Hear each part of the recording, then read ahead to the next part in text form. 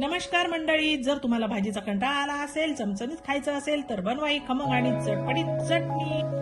त्यासाठी लागणार आहे आपल्याला तेल, शेंगदाणे, 2 मोठे कांदे, 1 लसणाचा गाठा, 2 चम्मच तीळ, 1 चम्मच मिरची पावडर, अर्धा चम्मच जिरे, चवीनुसार मीठ आणि खोबरे थोडेसे।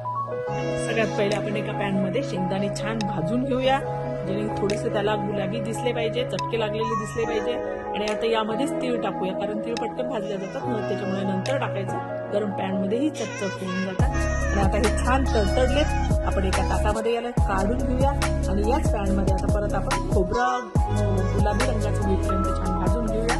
मस्त छान सुगंध सुटेल आणि चवीलाही छान लागतं। आता हे गरम झालंय, आपण हे काढून घेऊया एका ताटामध्ये आणि आता यामध्येच आपण तेल टाकून छान गुलाबी रंगाचा होईपर्यंत कांदा छान भाजून घेऊया, जेणे की त्या कांद्यामधलं पाणी आटलं पाहिजे।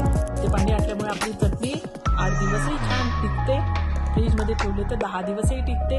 आणि ही चटणी ना आपण भातासोबत, पोळीसोबत, धपाट्यासोबत सगळ्यासोबत खाऊ शकतो, खूप छान लागते। आता यामध्ये लसणाच्या पाकळ्या पण छान गरम करून घेऊ आणि या चटणीमुळे तोंडाला अशी छान अशी चव येते। आता हे सगळं मिश्रण आपण एका मिक्सरच्या भांड्यात काढून घेऊया, जे थंड झाल्यानंतरच काढायचंय बरं। आणि मिक्सर चालू करताना एकदम डायरेक्ट मिक्सर चालू नाही करायचं, थोडं जाडं भरडं निघलं पाहिजे। चालू आणि बंद, चालू आणि बंद, थोडंसं चालू थोडं चालू बंद असं करायचं। ते डायरेक्ट कुठलं तर डायरेक्ट हे केलं तर पतलं होऊन जातं। जर तुम्ही याच्यात ताटावर वंट्यावर वाटले तर एकदम मस्त होईल आणि छान लागेल, चवीलाही छान लागेल। आणि ही चवीला खूप छान लागते।